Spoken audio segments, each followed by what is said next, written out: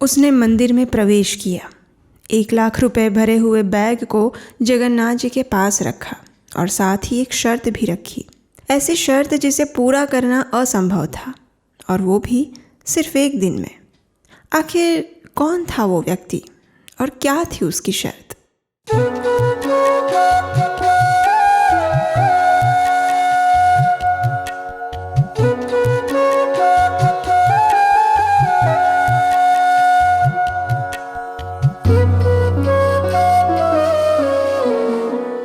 हरे कृष्ण। उस दिन बारिश हो रही थी। पूरी मंदिर में दर्शनार्थियों की भीड़ भी थोड़ी कम ही थी। पुजारी ने अभी अभी जगन्नाथ जी को भोग लगाया था और बस बाकी की कुछ सेवा पूजा कर रहे थे। उतने में एक धनी व्यक्ति ने मंदिर में प्रवेश किया। उसके कपड़े और पहनावे से उसकी समृद्धि स्पष्ट रूप से छलक रही थी। हैदराबाद से आए हुए इस व्यापारी का नाम था जगत सेठ। जगन्नाथ जी का परम भक्त था, तभी तो हैदराबाद से यहाँ जगन्नाथपुरी आया था, स्वयं जगन्नाथ जी के दर्शन करने के लिए। जब जगत सेठ ने मंदिर में प्रवेश किया तो देखा कि जगन्नाथ जी को अभी अभी भोग लगाया हुआ है। ये देखकर उनके भी मन में विचार आया। उन्होंने सोचा, जगन्नाथ जी का दिया हुआ मेरे पास सब कुछ है, मैं चाहूँ तो महंगी से महंगी चीज़ भी एक क्षण में खरीद सकता हूँ।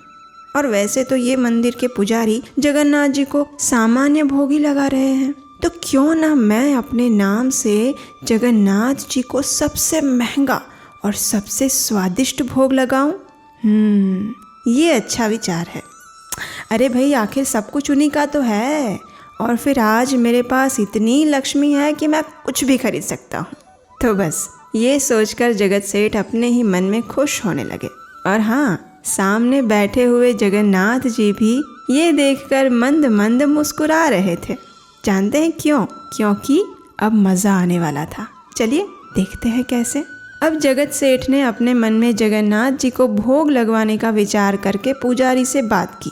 उन्होंने पुजारी से कहा, देखिए पुजारी जी, मैं बड़ी दूर से आया हूँ और मेरे प्रभु जगन्नाथ जी की कृपा से आज मेरे पास इतनी धन संपत्ति है कि मैं कुछ भी खरीद सकता हूँ। तो इसलिए मैं अपने नाम से जगन्नाथ जी को कुछ भोग लगवाना चाहता हूँ। ये सुनकर पुजारी पंडा तो बड़े खुश हो गए। उन्होंने कहा, अवश्य सेठ जी, भगवान जगन्नाथ तो सबकी मनोकामना पूर्ण करते हैं, आपका भोग भी वे अवश्य स्वीकार करेंगे। बताइए, क्या भोग लगवाना चाहते हैं आप जगन्नाथ जी को? तो जगत सेठ ने कहा, ये लीजिए पुजारी जी, इस थैली में 1,00,000 रुपए हैं और ये सारे जगन्नाथ जी के भोग के लिए हैं, लेकिन मेरी एक शर्त है। शर्त? कैसी शर्त? पुजारी ने आश्चर्य से पूछा। इसके उत्तर में जगत सेठ कहते हैं, मेरी शर्त ये है कि अभी मैं कुछ दिन यहाँ पुरी में रहूँगा। मैं चाहता हूँ कि ये जो 1,00,000 रुपए की धनराशि मैं आपको दे रहा हूँ, वो सारी की सारी धनराशि केवल एक ही दिन में मेरी नज़र के सामने खर्च होनी चाहिए, और वो भी सिर्फ जगन्नाथ जी को भोग लगाने के लिए। अब ये सुनते ही पुजारी पंडा के होश उड़ गए। किसी तरह उन्होंने खुद को संभाला और जगत सेठ को सुझाव दिया, देखिए सेठ जी, जगन्नाथ जी के प्रति आपके प्रेम और भक्ति का मैं सम्मान करता हूँ, लेकिन सिर्फ एक ही दिन में इतनी धनराशि और वो भी भोग के लिए खर्च करना संभव नहीं है। आप ऐसा करिए ना कि ये धनराशि यहीं पर छोड़ दीजिए। हम प्रतिदिन इसमें से लक्ष्मी लेकर आपके नाम का भोग जगन्नाथ जी को लगा दिया करेंगे। लेकिन हमारे जगत सेठ को ये सुझाव कहाँ पसंद आने वाला था। उन्होंने तो साफ साफ मना कर दिया। उन्होंने कहा, नहीं पुजारी जी, मैं चाहता हूँ मेरी उपस्थिति में ही सारी धनराशि एक साथ खर्च होनी चाहिए। अब जगन्नाथ जी के सभी पंडे बेचारे उलझन में पड़ गए। अब क्या किया जाए?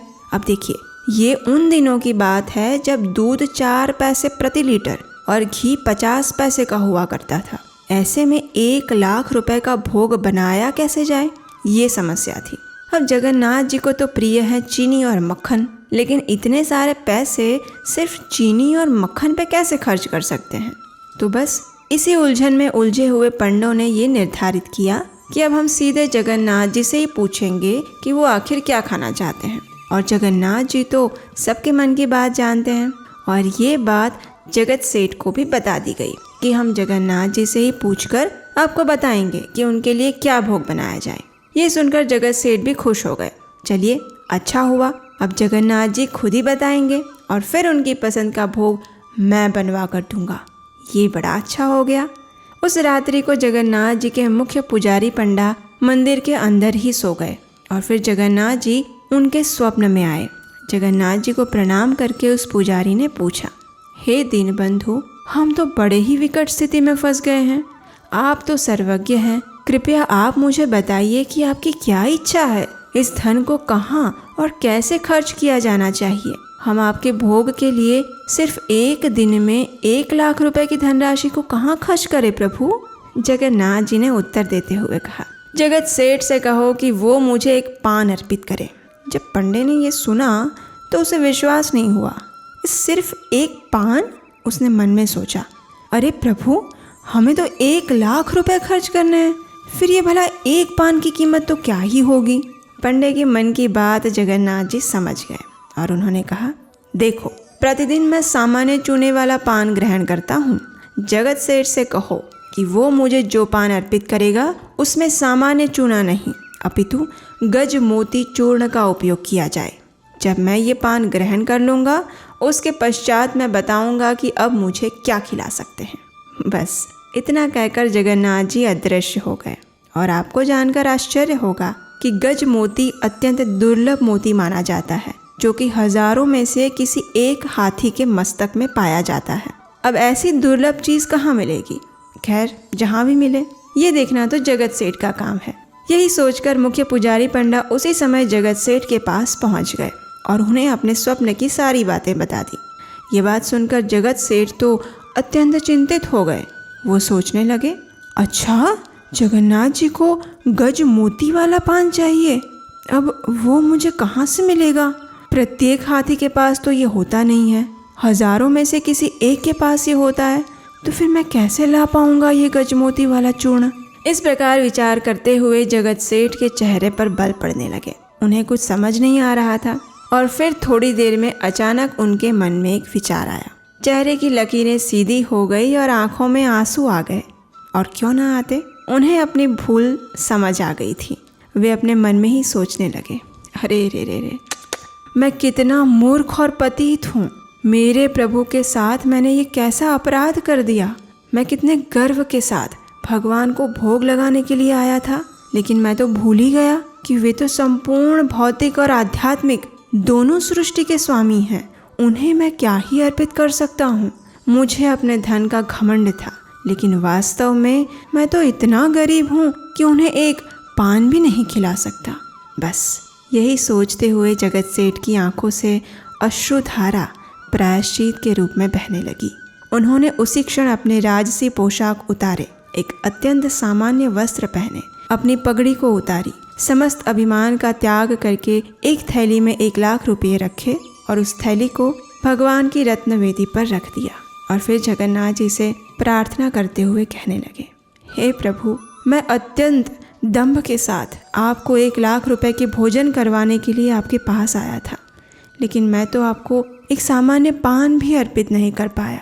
मुझे क्षमा कीजिए प्रभु, आपने मेरे घमंड को चूर चूर कर दिया, मुझे क्षमा कीजिए। इस प्रकार विलाप करते हुए जगत सेठ कुछ देर वहीं जगन्नाथ जी के पास ही बैठे रहे। और आपको पता है, इसीलिए जगन्नाथ जी का एक नाम गर्वगंजन भी है, अर्थात जो अपने भक्तों के गर्व को चूर चूर कर देते हैं। आखिर वे अपने प्रिय भक्तों में अभिमान का अंश कैसे रहने दे सकते हैं? क्योंकि जैसे भक्तों को भगवान से प्रेम होता है, वैसे ही भगवान भी अपने भक्तों से दूर नहीं रह सकते। इसलिए भक्तों में अभिमान आए और वे भगवान से दूर हो जाए, उससे पहले ही भगवान उनके अभिमान को तोड़ देते हैं। जगन्नाथ जी के विषय में ये कथा आपने पहले सुनी थी क्या?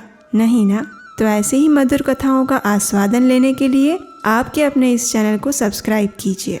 अगर वीडियो अच्छा लगा है तो उसे लाइक कीजिए और हाँ, अपने उन दोस्तों को और परिवार को भेजिए जिन्हें ये कथा नहीं पता है। हमारे ग्रंथों में एक अत्यंत सुंदर उक्ति आती है, धर्मो रक्षति रक्षितः, अर्थात जो धर्म की रक्षा करता है उसकी रक्षा स्वयं धर्म करता है। इसलिए हमारी वैदिक सभ्यता की रक्षा करना हम सब का परम धर्म है और यही हमारा अभियान है। इस अभियान में यदि आप हमें सहयोग देना चाहते हैं तो स्क्रीन पर दिए गए नंबर पर अपना आर्थिक योगदान भेज सकते हैं, क्योंकि आपका योगदान और हमारा प्रयास साथ मिलकर एक इतिहास का निर्माण कर सकता है। तो चलिए इसी प्रार्थना और आशा के साथ जल्दी ही मिलते हैं जगन्नाथ जी से जुड़ी एक अन्य रोचक कड़ी में। तब तक के लिए स्वयं जगन्नाथ जी को अपने घर पर बुलाइए और उन्हें आमंत्रित करने के लिए हमारी वेबसाइट नीलाचल.com पर जाइए, जहाँ भक्तों द्वारा बड़े ही प्रेम से जगन्नाथ जी को तैयार किया गया है। ज़रा एक बार देख तो आइए, उनसे आपको प्यार अपने आप हो जाएगा। हरे कृष्णा।